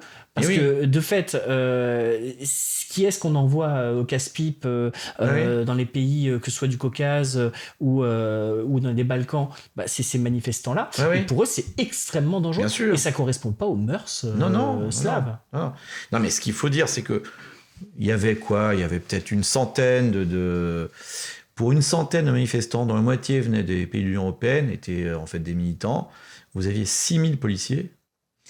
qui ont écarté Manu Militari, le moins de banderole chrétienne, en fait, sur les droits de la famille, sur... Bon. Et surtout, c'est venu après 3 semaines de manifestations très denses, de dizaines de milliers de Belgradois, derrière leurs évêques. Et puis 10 000 Belgradois à la tête de Belgrade, c'est quand même énorme. Oui, c'est énorme, puisque c'est une ville, oui, qui est relativement petite. Hein, c'est 120 000 habitants. Donc, pardon, non, je me trompe. Non, Belgrade, c'est un peu moins d'1 million d'habitants. Mais, 10 000, c'est énorme. Ah oui. Et surtout de façon permanente. Hein. Donc... Mais ce qu'on ne dit pas aussi en France, c'est qu'il y a eu une révolution conservatrice admirable il y a 2 ans, en plein Covid, au Monténégro. Ah oui, c'était très beau. Alors je vous invite à regarder les photos exceptionnelles. Hein, exceptionnelles. Sous la neige. Ouais, vraiment, sous la neige. C'est-à-dire que le président, le dernier apparatchik communiste d'Europe, qui est au pouvoir depuis bien plus longtemps que Loukachenko, c'est Milo Djukanovic, qui a louvoyé, qui avait une ligne... pro-serbe dans les années 90 et maintenant qui est pro-indépendantiste. Il est très très doué. Mais moi, il est au pouvoir quand même depuis, à côté de Milošević, dans les années 80. Il est au pouvoir depuis pratiquement 40 ans, 38, 39 ans. Milo Djukanovic a mis le feu aux poudres en voulant, en bon apparatchik, en fait, en voulant faire du titisme, mais à plus petite échelle. Il a fait voter une loi sur la récupération par l'État monténégrin des terres d'église serbes au Monténégro. Et c'est ça qui a amené des dizaines de milliers... Alors au Monténégro, il y a 600 000 habitants. C'est des dizaines de milliers de fidèles orthodoxes qui, de chaque village, descendaient les montagnes pour arriver vers la capitale. Et c'est ce qui a amené à la victoire du camp conservateur en août 2020. Et ce qui montre que le conservatisme n'est pas contradictoire avec multiethnisme, parce que vous avez un Premier ministre albanais, Dritan Abazovic, des ministres serbes, et tout se passe très très bien. C'est-à-dire que contre le nouvel ordre mondial, bien exactement. souvent, mais alors on est encore une fois dans une émission de relations internationales, mais on voit la même chose en France, parfois avec des populations ou sur des sujets très concrets. Il y a une union contre cette espèce de progressisme woke, cher à l'universalisme, que malheureusement nous avons créé. C'est terrible. Et à quel point ces têtes bien pensantes ont peur de ces mouvements populaires traditionnalistes finalement, qui défendent la famille, les valeurs traditionnelles, à quel point c'est complètement mis sous le boisseau, parce que pas une ligne, que ce soit dans l'E-Monde ou dans d'autres canards nationaux en France. Ils sont beaucoup plus rapides pour faire des déclarations et toucher les aides publiques que pour faire des articles pertinents. C'est évident. Ça, c'est assez évident. Tu parlais de l'Espagne, c'est assez intéressant. Alors bon, je déclare tout de suite, je fais la déclaration d'intérêt, je suis franco-espagnol, donc suis-je vraiment objectif là-dessus? Mais c'est vrai qu'à chaque fois, ça fait souvent les choux gras de la presse, en tout cas de celle qui lit et qui comprend. L'Espagne, l'équipe de football d'Espagne, refuse de jouer tous les matchs contre le Kosovo. Qui n'existe pas, répétons-le, le Kosovo n'existe pas. Kosovo et Serbia, mais refuse donc les matchs face au Kosovo. Et c'est étonnant que ce pays, qui n'a pas de géopolitique, c'est terrible, enfin, qui a une géopolitique qu'on appelle géopolitique de l'OTAN, sur ce sujet-là très précis. Et très, très... est en première ligne, en fait. Parce que mais encore hier, à Davos, le président serbe Vučić a vu le président espagnol, le Premier ministre espagnol, pardon. Et surtout, il faut... Qui est un socialiste, enfin, je veux dire, le truc le plus... C'est ça. C'est Flasque, c'est l'équivalent du mollusque politique, quoi. Mais l'Espagne est le meilleur défenseur du Kosovo Netoshi. Le meilleur. Mais du Kosovo Netoshi dans le giron de la Serbie. Parce que l'Espagne, c'est très bien...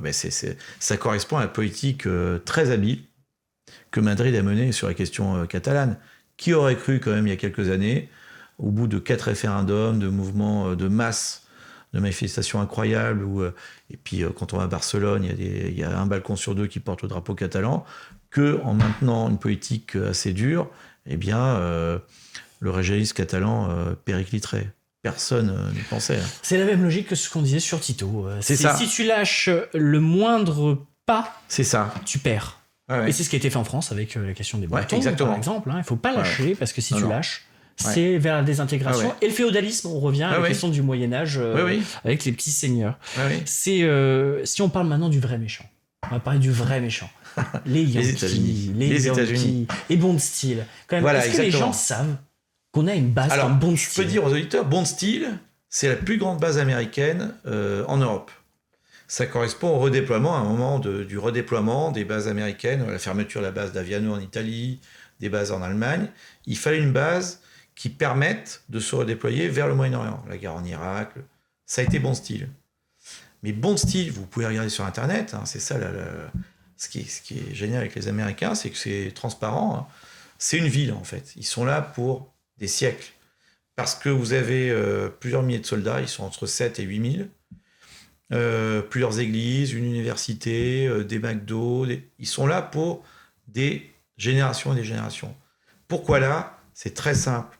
C'est à l'intersection entre ce qu'on appelle les corridors pan-européens, donc gazoduc, oléoduc et routes et voies ferrées, et les voies américaines. Or, c'est pas anodin. Au moment où le Turkish Stream, fidèle aux Russes, périclite, au moment où les corridors pan-européens, je pense à la voie TGV Paris, Milan, Budapest, qu'on attend depuis 20 ans, qui est dans les dossiers depuis 99, eh bien, les Américains, eux, en conviant d'ailleurs Vučić, le Serbe, Edi Rama, le président albanais, et puis Erdogan, eh bien, a réouvert un vieux projet qui est le projet TAP-TANAP, c'est-à-dire en gros le gaz et le pétrole de mer Caspienne à travers le Caucase arriverait en Bulgarie et se redéploierait en Europe par Durrës en Albanie. Or là, le point clé, c'est la base de Bond Steel, parce que Bond Steel est vraiment à l'intersection entre le TAP-TANAP, le Turkish Stream et les corridors européens 4, 8 et 7. Donc, il y a vraiment... Les Américains sont très forts, finalement, dans la... Ils ne soutiennent pas les Albanais. En cartographie, ils sont exceptionnels. Ah ouais, ils sont exceptionnels. C'est eux qui ont trouvé la ligne de crête et les accords de Dayton dont tu parlais tout à l'heure. Et mine de rien, c'est un succès, parce que ça a amené le cessez-le-feu.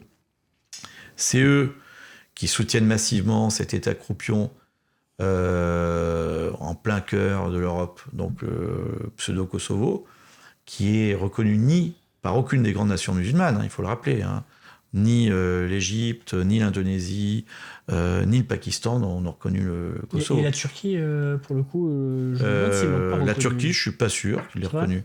Je suis pas sûr. Donc la Turquie mène une très belle politique néo-ottomane, on pourra en parler tout à l'heure, mais qui se fait complètement à part les autres nations musulmanes. Donc le Kosovo est un pion américain. Il y a l'avenue, il y a la statue à Pristina, la statue Madeleine Albright, l'avenue Bill Clinton. Ouais, c'est ça. Il y a Alors Bill Clinton, c'est le type qu'on retrouve à la fois au Kosovo et sur l'île d'Epstein. Ouais, c'est ça. C'est au choix.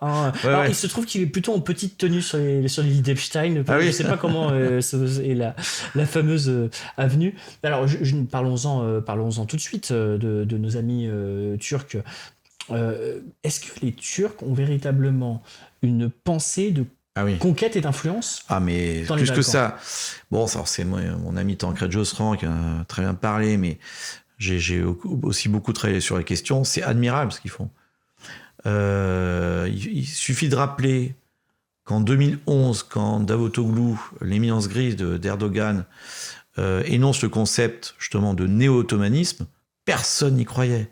Personne n'y croyait. Néo-ottomanisme, c'est-à-dire sur nos valeurs à nous, turcs, soutenir la langue turque d'abord, soutenir la culture turque, là où vivent les Turcs depuis des siècles, et à partir de là, amener les entreprises. C'est le panturanisme, en fait. C'est le panturanisme, exactement.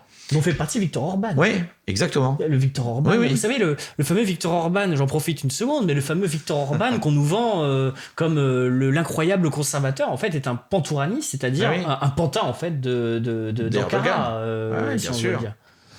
Et du coup, la politique néo-ottomane, 10 ans plus tard, elle s'applique admirablement parce que vous avez des dizaines de centres culturels turcs, partout dans les Balkans, comme partout dans l'Asie centrale, et dans le Caucase. Ça fait beaucoup de trémas sur les U, ça. Oui, exactement.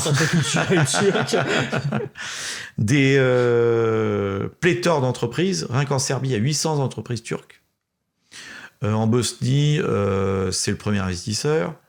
En Macédoine, le deuxième ou le troisième. Et après, bon, il faut regarder de l'autre côté, au Kazakhstan, Turkménistan, Kyrgyzstan. Et puis, l'armée turque, elle est partout. Au Kosovo. Deuxième armée de l'OTAN. Deuxième armée de l'OTAN.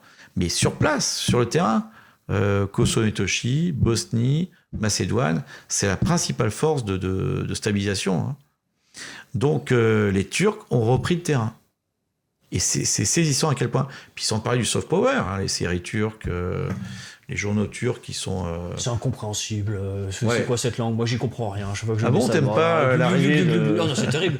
Ah, je vous renvoie au sketch de Papacito. Oui, mais enfin, ça, je suis sûr qu'entre eux, ils ne se comprennent pas. C'est certain. D'accord, ok. Je savais pas que les Turcs étaient aussi... Ah si. aussi investis. Et on a d'autres pays, et ça c'était une question que, en lisant ton livre, c'est assez clair, la question de l'Arabie Saoudite. Ah là aussi, oui. Et est-ce qu'il y a eu un changement dans la politique saoudienne depuis l'arrivée de Mohamed Ben Salman dans cette région? Ça, je peux pas le dire, mais ce qui est saisissant, c'est que l'Arabie Saoudite a commencé dans les années 2000 avec une politique d'aide aux ONG islamistes, un peu partout dans les Balkans. Distribution de livres, de médicaments, Bon. Petit à petit, quand ISIS s'est développé, quand l'État islamique s'est développé, l'Arabie Saoudite s'est dit, on va pas faire ça, on va uniquement appuyer sur le prosélytisme sunnite. Et donc, on va aider par des fondations à la création de mosquées. Et donc, quand j'étais encore au Kosovo et Tochi, là, au mois d'octobre, on a des mosquées mais monumentales wahhabites en pleine campagne, au milieu de nulle part, en pleine ville, à Prizren, à Mitrovica. Et donc, ils ont réussi. C'est-à-dire qu'ils ont réussi à éradiquer l'islam local, qui était un islam multiséculaire, justement, turc, par un islam très rigouriste, wahhabite. En Bosnie, ça va plus loin. Ils rachètent des terres en Bosnie, et les musulmans de Bosnie, les fameux Bosniaques, sont furieux parce que ils amènent le rigorisme. Donc, Sarajevo, c'est la ville, c'était auparavant la ville du rock, de la bière, de la fête. Hein, c'était l'ami d'Emir Kusturica, Goran Bregovic. Bon. Et c'est devenu en quelques années le parangon de la vertu islamiste. Moi, à chaque fois, encore cet été, je peux pas manger mes cevapcici avec ma bière parce que c'est une infusion des valeurs morales islamistes. C'est pire que la Seine-Saint-Denis. Et donc, et vous avez le fameux Novotel de Sarajevo où vous avez, alors ils ont réussi, c'est le pompon, le tour de main de créer le premier hôtel halal au monde. Et donc, le Novotel, vous avez le bar magnifique avec pas une goutte d'alcool, pas une bouteille d'alcool, piscine pour hommes, piscine pour femmes, le Coran dans chaque chambre, dans un bureau. Bon, c'est incroyable à quel point cette ville s'est transformée, Sarajevo. Et à Sarajevo, à l'aéroport, toutes les femmes sont voilées maintenant. C'est vraiment... ça a changé. Ça a changé à une vitesse grand V, à tel point que, pour faire fortune, vous avez des Marocains maintenant, des Libyens, qui s'installent à Sarajevo, qui ouvrent une agence de tourisme, qui font venir des cars entiers, des avions entiers d'Arabie Saoudite, des Arabes ou des Jordaniens, et en leur disant, voilà, on se sent ici comme chez nous. On a l'islam rigoriste, mais on est dans un pays relativement européen. Donc ça va très très loin. D'accord. Ok, mais j'ignorais... Et ces projets immobiliers, il y en a à Sarajevo, il y en a à Belgrade, malheureusement aussi. C'est le projet Belgrade Waterfront, Belgrade sur l'eau, qui est en fait un projet, là aussi, de l'Arabie Saoudite, mais qui aboutit quand même à ce qu'un cinquième de la ville ait été racheté par l'Arabie Saoudite. Donc ce qu'ils font à Paris, à Londres, en préemptant des stades, ils le feront aussi là-bas. À grande échelle. Donc à grande échelle, ils ont une politique foncière très très agressive. D'accord. Et alors, si on parle d'autres puissances, on va parler des méchants aussi, d'autres méchants. Parlons de la Russie. Alors, la Russie, c'est très intéressant parce que c'est la Russie qu'on présentait à l'époque de Mélenchevitch comme le grand frère. Le grand frère russe. C'est un peu plus compliqué, hein, parce que rappelons que dans les années 90, Tchernomyrdine ou Yeltsin n'ont jamais envoyé une seule arme à la Serbie. Yeltsin était en soirée, il peut pas tout faire. Bah non, une bouteille de vodka et gérer les affaires extérieures, chacun son truc, quoi. Ah ouais, et à chaque fois que Milosevic envoyait des émissaires, il était rembarré. On lui renvoyait un signe Ça me fait penser un peu à la situation de l'Arménie. Ouais. C'est-à-dire que les Arméniens... Alors, la différence, c'est que les Serbes n'ont jamais craché au visage des Russes. Par contre, les Arméniens, oui, à plusieurs reprises. Mais les Arméniens, quand ils ont eu besoin d'aide, la fameuse révolution anti-russe qu'il y a eu ces quelques années, ils demandent de l'aide, effectivement, ils reçoivent en face, en fait, une leçon de réel politique. Oui. En fait, c'est ça. Les Russes, très pragmatiques. Pas très universaliste, hein. C'est pas les Français. Pas du tout. Non, pas du tout. Oh. Non, puis surtout, on change très vite. Le fameux... ils sont très doués sur ce que les Français pourraient pas faire parce qu'on est trop cartésien, mais sur le Nord Stream, South Stream, je vais pas perdre des auditeurs dans des détails, mais quand même, quand on regarde South Stream, c'était quand même des dizaines de milliards d'investissements. Ça devait aboutir en 2015 déjà à abreuver tous les Balkans de gaz, et puis après, a fortiori, l'Italie et la France. Bon, la Bulgarie dit non, sur injonction de l'Union européenne. Les Russes se démontent pas. Dès l'année suivante, ils se mettent d'accord avec Erdogan. Turkish Stream. Turkish Stream devait être ouvert cette année. Ça correspond pile, c'était en septembre 2022, pile avec la résurrection du projet TANAP. Et je suis sûr que les Russes vont sortir encore un autre... Le projet TANAP, c'est TANAP, dont on parlait tout à l'heure, c'est-à-dire projet de gazoduc de mer Caspienne vers la mer Adriatique. D'accord. Mais projet américain. Ce projet qui était américain, qui était dans les dossiers depuis les années 90, qui a été barré par les Russes et qui finalement réussit maintenant. Donc les Américains arrivent à revenir à chaque fois c'est-à-dire sur le que les terrain. Turcs sont toujours entre deux eaux, c'est le cas de Oui, dire. bien sûr. Et donc du coup, c'est vrai qu'ils naviguent un peu. Ils naviguent, et comme tu dis, et puis ils sont très doués justement pour jouer sur les deux tableaux. Ah, il est brillant. Là, pour le moment, ils y arrivent. Nous, on a nécessairement une émission qui se tiendra ici, sur la Turquie, avec Laurent Arthur Duplessis, qui est un auteur aussi.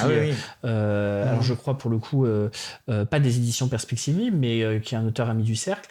Et qui parle de la question de l'Erdogan. C'est un personnage central, je pense. Et la Chine. Parce que la Chine, moi, je vais dire un truc. C'est pas très populaire de dire ça. Alors, on n'a pas les tasses agents du PCC. Il faudra faire des tasses agents du PCC. Mais c'est vrai que ce projet de Silk Road, la route, nouvelle route de la soie, et ce qu'ils ont fait à Belgrade, c'est quand même magnifique. Ce qu'ils ont fait, de faire reconstruire ce pont qui avait été construit, qui avait été détruit par le bombardement de l'OTAN, et en faire le pont de l'amitié, je crois. C'est ça. C'est quand même exceptionnel. Ah non, mais les Chinois, c'est plus que ça. Ils ont réussi à s'installer partout. Pour eux, la Serbie, c'est la porte d'entrée dans l'Union européenne. Donc ils ont compris ça déjà il y a 20 ans. Ils ont un truc avec les ports. Je sais pas ce qu'ils ont avec les ports. Les ports, c'est vrai. Les routes des ports, Donc, Gênes, tu sais bien, Gênes, Trieste, mais la Monténégro aussi, le Pirée. Le Portugal. Et le Portugal. Sauf, non mais, en plus des ports, c'est... là, je prenais l'autoroute la semaine dernière, là, entre Sarajevo et Banja Luka, la capitale des Serbes de Bosnie. Et le chauffeur, je dis au chauffeur, mais c'est pas la route, faut prendre par Yaïtse, par les montagnes. Il me dit non, c'est fini ça. Alors que j'y étais allé il y a 1 an. Les Chinois ont tout construit. Ouais, ils ont déjà construit une autoroute qui contourne les montagnes et qui arrive à Sarajevo par Zenica. Mais c'est sidérant. Ils sont en train de faire la ligne à travers montagne, Belgrade, Banja Luka, c'est quand même 300 km en pleine montagne. Et surtout au Monténégro. Au Monténégro, j'ai vu des camps. Alors ils peuvent le faire parce qu'ils amènent des bataillons entiers, une véritable armée en fait d'ouvriers de Chine qui sont à demeure, c'est-à-dire qui sont dans les camps. J'ai vu ces camps en Monténégro, ça fait mal au cœur parce qu'ils sont complètement... ils travaillent la journée, ils dorment dans le camp la nuit, ils envoient l'argent en Chine et c'est tout. Et donc c'est pour ça qu'ils arrivent à faire des choses... Ce qui est impressionnant, c'est quand même... Bon, moi je n'aime aucun empire. Néanmoins, il faut quand même reconnaître quelque chose, c'est que là où passe l'empire américain, tout est détruit. Ouais. Et là où passe le néo-impérialisme chinois, ils construisent. Et j'ai l'impression que quand même les grands empires qu'on a eus, justement, sont illustrés par la création d'infrastructures. On peut parler des empires d'Amérique centrale avant l'arrivée des Espagnols, l'empire romain, évidemment, l'empire d'Alexandre. L'idée, c'est la construction d'infrastructures. Et les infrastructures restent. D'ailleurs, Mehmet aussi, les infrastructures, grande fascination. Et c'est vrai qu'à l'inverse, les Américains détruisent, renvoient au Moyen-Âge, font du féodalisme, de l'islamisme. Est-ce que dans la zone, est-ce que les Chinois sont mieux vus, par exemple? J'imagine, oui. Oui. Ils sont bien vus, j'imagine. Mais parce que non seulement ils construisent, mais les instituts Confucius aussi. Exactement, les instituts Confucius. Ils construisent donc un maillage incroyable d'autoroutes et de voies de chemin de fer modernes. Mais en plus, ils s'assimilent. Beaucoup d'entre eux, comme les Chinois, les Asiatiques qui ouvrent des restaurants un peu partout en France, leurs enfants portent des noms serbes. Il y a des mariages aussi interethniques. Et pour donner un exemple, la mine de Bor. Bor, c'est intéressant, c'est la principale mine de cuivre en Serbie. Elle a été exploitée par les Français, justement, avant la Première Guerre. On en parlait tout à l'heure. Bor avait été racheté par les Américains dans les années 90, mais ce que tu dis, détruire, mais déjà, faire un coup, gagner très vite de l'argent, ça n'a pas marché. Et donc, ça a été racheté par les Chinois, et des Serbes m'ont dit, alors que les salaires sont en Serbie autour de 600 € en moyenne, eh bien, ça y est, à Bor, les Chinois t'offrent un salaire de 2000 €, une maison, si tu travailles à mine de Bor en tant que simple ouvrier. Donc voilà, chers amis, si vous ennuyez, et si vous avez envie vraiment postulez de gagner de l'argent, plutôt pas facilement du coup, mais pas facilement, mais rapidement. N'oubliez pas de vous abonner au fil Twitch et également d'adhérer au Cercle Aristote. Avec cet argent, on vous donne des bons plans, s'il vous plaît, renvoyez sur contribution, petite contribution au Cercle. On va passer un petit peu aux questions, si tu le veux bien, Alexis. D'accord. Déjà, on va remercier les nouveaux abonnés, Yomu 1998, Maxime Dupont, Ranima, Ogma57, 2 abonnements de Ogma57, merci beaucoup. Braco 71, 2 abonnements également, merci beaucoup. Velioka 78, et ça j'aime beaucoup. Duguay-Clin 34.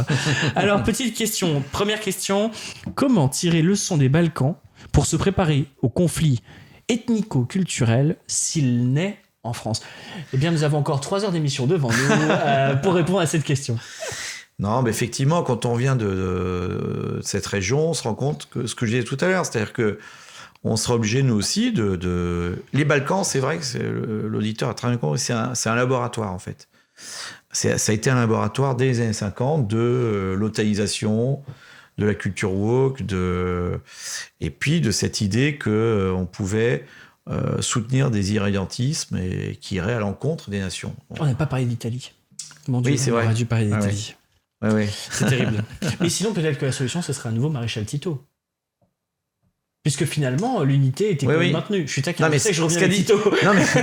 Mais ce qu'a dit Kusturica à l'époque, il a dit, le cinéaste serbe, il a très bien dit, pourquoi avoir détruit la Yougoslavie pour recréer une Bosnie multiethnique? C'est les mêmes, en fait, l'Allemagne, les États-Unis, et peut-être le Vatican, c'est l'histoire qui le dira, mais qui ont détruit la Yougoslavie, parce que maintenant c'est très clair, les forces centrifuges extérieures étaient beaucoup plus fortes que... les chicaneries entre Croates, Serbes, Et c'est ça qui a créé la destruction. Et donc, et qui n'est pas terminé, parce qu'il y a régionalisation de plus en plus forte, et démantèlement de micro-régions, comme maintenant, ça serait le centre du Monténégro, une partie de Herzeg-Bosnie, etc. Mais pour en revenir à la question de l'auditeur, c'est vrai que j'ai vu des gens admirables qui, en développant leur vin, leur vignoble, leur pommier, alors je pense au cidre, et puis leur élevage, arrivent à développer ces micro-régions. Et donc, nous, c'est une réflexion que j'ai, moi, depuis quelques années. C'est vrai qu'en France, si on ne gagne pas politiquement, si le pouvoir reste un pouvoir mondialiste, moi, je suis persuadé qu'on en arrivera à ça, c'est-à-dire à nous-mêmes créer une contre-culture et une société parallèle, finalement. C'est ce qu'on essaye de faire, je pense, avec une certaine œuvre culturelle. Il y a un côté cultivons notre jardin, mais dans le bon sens du terme, c'est-à-dire recréer la société par la base. Oui, bien c'est sûr. Spinoza qui aurait aimé ça. À partir du moment où le pouvoir en haut, la potestas, la potentia, tous ces trucs-là s'effondrent, qu'est-ce qui reste? Chacun prend sa potestas et refait sa société par le bas. C'est assez intéressant. Nous avons une autre question. D'après vous, quel rôle ont joué la dette et les plans d'ajustement structurel du FMI dans l'éclatement de la Yougoslavie? Ah oui, très intéressant. Eh ben, ça a démarré dans les années 70. En fait, c'est un peu comme on peut le comparer à l'Argentine. Plus le FMI demandait le remboursement des dettes et plus la fameuse autogestion s'affaissait. Moi, je me souviens, dans les années 80, pourquoi est-ce qu'il y a des gens qui sont prêts à se battre? Tout simplement le désœuvrement. Chômage technique, on travaille entre 10 heures et 2 heures, le reste du temps, on joue aux cartes. Et donc, ça a été une des raisons vraiment de l'affaissement, de l'affaiblissement de la Yougoslavie. Et du point de vue des dettes, alors Tito, mais pas seulement, mais ses successeurs ont vraiment laissé filer la dette. Ça, c'est très clair. Dans les années 80, la dette yougoslave est faramineuse. D'accord. Mais j'ignorais cet aspect-là. Question suivante. Milosevic a-t-il été condamné au final? Ils auraient bien voulu, mais ils n'ont pas eu le temps. Mais non, ils l'ont tué. Alors question. Ils l'ont tué. Il est mort comment? Il est mort par manque de médicaments. Il avait un traitement assez costaud contre les maladies cardiaques. Et ils se sont donné un malin plaisir. À ne pas l'amener à l'infirmerie. Il l'a demandé à plusieurs reprises. Et c'est son avocat qui en parle très souvent. Et 2, à ne pas lui donner le médicament idoine. Et donc, ils ont tout fait pour qu'il disparaisse parce qu'il était gênant. Parce que Milosevic, je pense moi plus que Tito, il faut se souvenir du grand discours qu'il a fait. Tout a commencé au grand discours, justement, sur la plaine du Kosovo. Et le 28 juin 1989, 600 ans après la bataille du Kosovo du 28 juin 1389, il fait un discours admirable. Et les auditeurs peuvent se procurer le texte. On le trouve facilement sur Internet, où il n'y a pas un mot sur la Serbie ou l'idée serbe ou une sorte, encore moins sur le nationalisme serbe. Il reste très communiste, c'est-à-dire pour lui, pour sauver le système fédéral, il faut l'idée de fraternité, d'unité, créer du sentiment yougoslave. Et pour lui, alors on est en 1989, alors d'autres lui ont reproché le fait de revenir sur l'autonomie de la province de Voïvodine au nord et du Kosovo au sud, c'est pour recréer justement cette unité. On lui a reproché, mais je pense qu'il était convaincu que le fédéralisme yougoslave ne renaîtrait que grâce à une unité certaine, c'est-à-dire en rétablissant les 6 républiques, c'est-à-dire en revenant sur la constitution de 1974. Et après, ça a été évidemment entièrement par ses ennemis, notamment en Occident, complètement tourné à l'envers, mais ça a été ça, son idée. Et alors, c'est peut-être pour ça aussi qu'il ne savait pas s'y prendre sur le soft power et qu'il n'avait pas de politique de communication, parce qu'il était persuadé qu'il sauverait la Yougoslavie de cette façon-là. C'est assez intéressant, une petite question qu'on va croiser avec la question suivante. C'est que reste-t-il dans les populations balkaniques du sentiment national yougoslave? Une question qui nous vient de Duguesclin 34. Ce sentiment justement parce que toutes les grandes nations du 19e siècle, celles qui se sont construites un peu tardivement, ont eu une espèce de mouvement littéraire. Moi, je pense à Patrick Pearse. C'est mon côté irlandais. J'ai pas mis le trèfle aujourd'hui parce que voilà. Mais voilà. Et ce mouvement-là culturel, est-ce qu'il a existé? Est-ce qu'il existe encore ce sentiment yougoslave? Il y a même ce qu'on appelle la yougo-nostalgie. Vous allez au Monténégro, en Macédoine, en Bosnie. Beaucoup de gens disent on a perdu beaucoup de choses économiquement. On a perdu une qualité de vie. En Yougoslavie, avant que tout ça commence, c'est-à-dire dans les années 80, malgré le problème de dette, etc., tout le monde avait un travail. Les gens ne payaient pas de charges. Ils avaient tous un appartement qui était attribué par le parti. Et mine de rien, ceux qui vendent, qui en profitent aujourd'hui avec Airbnb à Belgrade parce que ils ont eu, grâce au père qui était ingénieur dans telle usine, de l'autre côté, grâce à la mère qui était institutrice, ils ont 2 ou 3 appartements. Ils sont pas comme nous, il n'y a pas de problème de séparation entre héritiers et non-héritiers. Ils sont tous héritiers. Ils sont héritiers du communisme, justement. Et donc, eux, ils prennent de plein fouet ce libéralisme économique. Quand j'étais à l'aéroport de Zagreb la semaine dernière, pareil, les Croates viennent de rentrer en Schengen. Je demande au garçon là, au café, mais alors l'Europe vous plaît? Il me dit non, on a tout perdu avec l'Europe. Ils sont entrés dans l'euro même, je crois, récemment. Ils sont entrés dans l'euro la semaine dernière. Mais si tu veux, dans les sondages, plus de 46% des Croates déjà sont pour sortir de l'Union européenne. Parce qu'ils voient très bien ce que ça coûte fiscalement, en termes de charges, etc.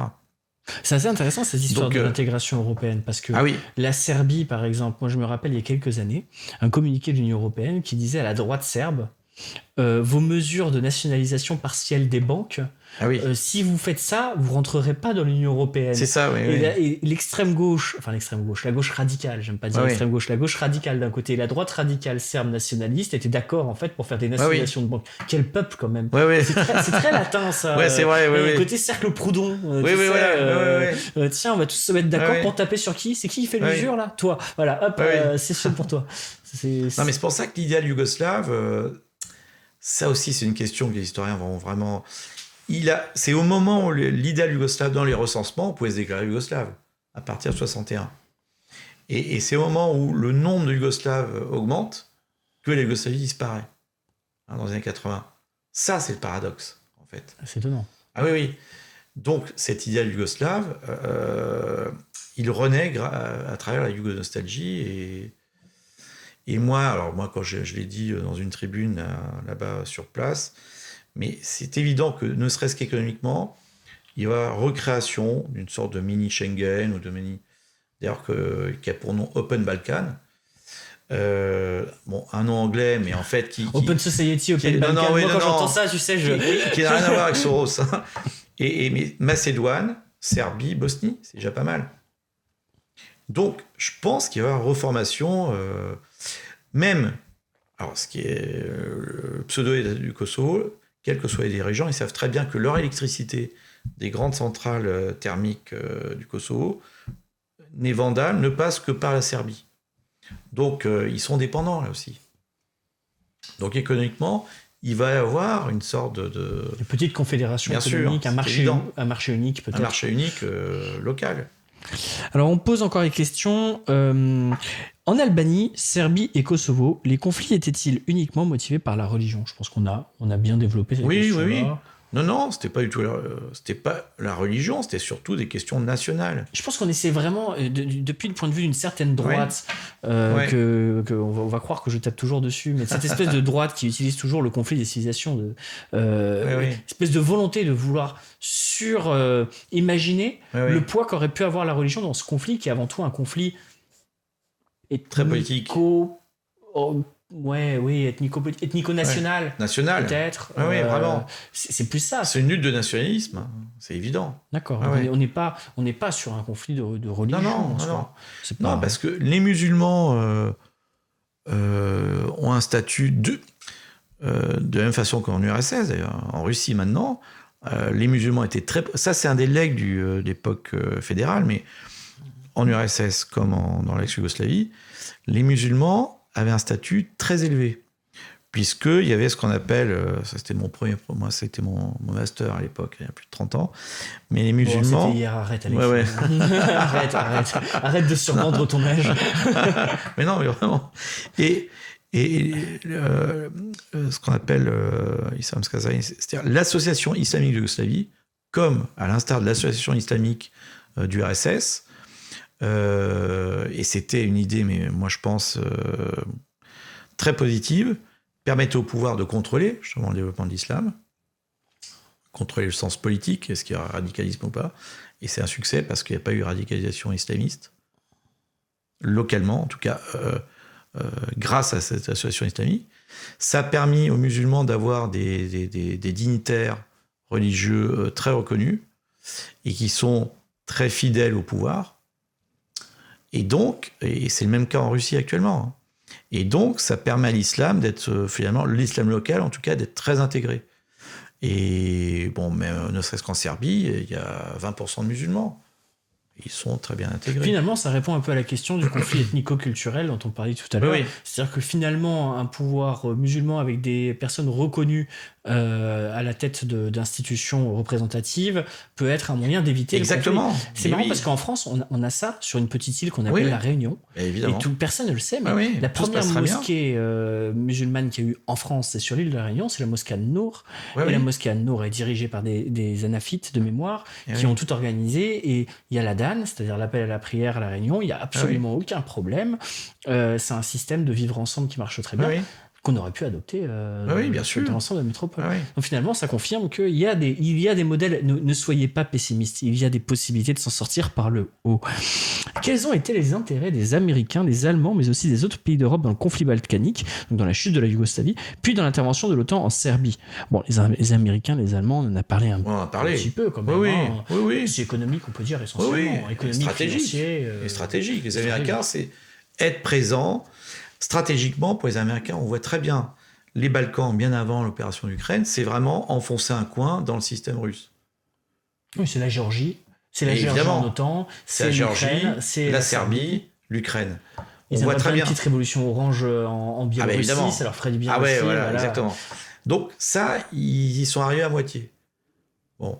Mais pour les Allemands, c'est vraiment la revanche par rapport à 1945. On le sent très bien. Cette volonté.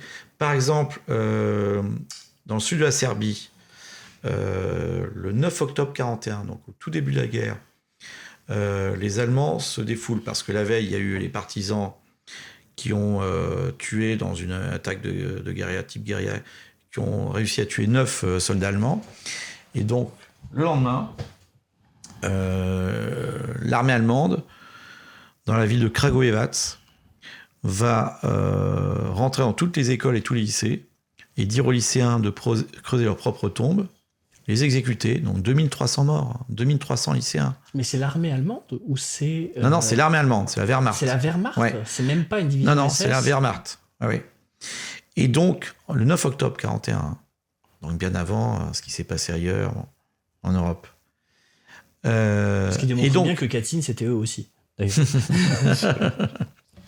Et depuis cette époque-là, les Allemands distribuent des livres partout, dès qu'ils le peuvent, développent la langue allemande parce qu'ils s'en veulent d'avoir fait ça. Mais c'est une façon pour eux aussi de préempter, en fait, d'être présents. C'est fou cet ethos. Oui. Il y a un ethos des peuples, en fait. Ah oui, vraiment. Une espèce d'habitus national. C'est ça. Revenir sur ces... Sauf nous. Alors nous, non. Nous, on a une espèce c'est vrai, parce que on n'a jamais le temps, mais ce qu'on appelle les Swabs, les Swabs, c'est des mineurs qui venaient de Saxe dès le 15e, 16e siècle, par eux-mêmes, alors parfois ils étaient envoyés, mais par eux-mêmes aussi, et qui ont travaillé dans les mines de Voïvodine, de Serbie centrale, de Bosnie. Et ces mineurs, en 1945, ils sont expulsés, manu militari, parce que bon. Et donc pour les Allemands, c'est peut-être ça aussi qui les amène à être aussi agressifs. Et bon. D'accord. Ouais. Oui, donc il y a un ethos national qui est terrible. On termine sur une dernière question. Les Serbes et les Russes ont-ils encore de l'amour, de l'espoir à l'endroit de la France? Oui, oui, clairement. Encore l'an dernier, la principale pièce de théâtre a été une pièce de théâtre itinérante sur les chemins de la victoire en 1918 du général Tranier et du maréchal Franchet Espéret. Et à chaque étape, c'est des centaines de personnes qui ont accouru dans les salles de théâtre. La francophilie est énorme encore, dans toute la région, en Roumanie, en Bulgarie, en Grèce, pas seulement en ex-Yougoslavie. On a la chance d'avoir une diaspora serbe. Oui. Ça, c'est quelque chose que je ne m'explique pas. Comment se fait-il, moi qui suis plutôt d'une origine espagnole, tu vois, cette immigration qui a oublié sa langue, qui a oublié très souvent ses racines, comment se fait-il que cette diaspora serbe qui est arrivée en France ait pu autant conserver en fait cette identité? Parce qu'elle est entretenue. Tout en s'intégrant Oui, oui. parfaitement, Bien. une assimilation exceptionnelle. Parce Il y a des gens, on ne qu'entretenu. suppute même pas qu'ils se servent. Exactement.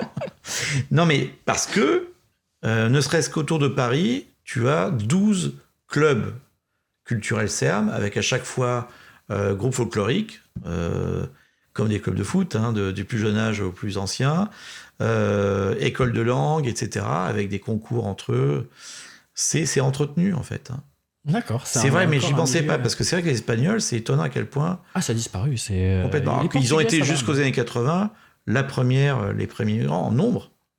Ah oui, bien sûr. Chaque bien sûr. année. Oui, non, non, mais c'est assez intéressant cette capacité, ce qui démontre bien que le fait de l'assimilation n'empêche pas Non, pas du tout. la double pas double allégeance, puisqu'il ne peut pas y avoir Non. double allégeance, mais double appartenance, Appartenance. qui ne sont pas en choc en fait. Il y a Oui, pas oui. et donc il y a de l'espoir. Il y a Oui, de oui, oui. l'espoir. Ah, oui, oui. Merci beaucoup Alexis en tout cas Mais d'avoir merci à accepté vous. cette Non, non, au invitation, c'est contraire. très sympa. Ouais, Alors ouais. vous pouvez retrouver donc le livre d'Alexis sur le site du Cercle Aristote. Je vous invite à vous en fournir. Moi je l'ai bouquiné. Alors comme tous les livres qui passent entre mes mains, malheureusement il souffre un peu parce C'est bien, que c'est j'aime bon bien signe. prendre des notes. En plus vous avez, alors ça c'est très intelligent, à la fin une partie avec écrit notes. Hein, vous pouvez prendre vous-même des notes. Alors je l'ai découvert un peu tard, donc malheureusement j'ai noté sur le livre, mais c'est très intéressant, c'est très instructif. Je vous invite à vous le fournir, à adhérer au Cercle Aristote aussi pour nous aider à la revue Perspective Libre. Merci à tous les techniciens qui nous ont aidés, merci à toutes les personnes qui nous ont suivis. On se retrouve pour une deuxième émission de Dévi contre les empires pour combattre en fait cette infâme hydre qui est la notion d'empire. On se retrouve très vite le mois prochain pour une deuxième émission.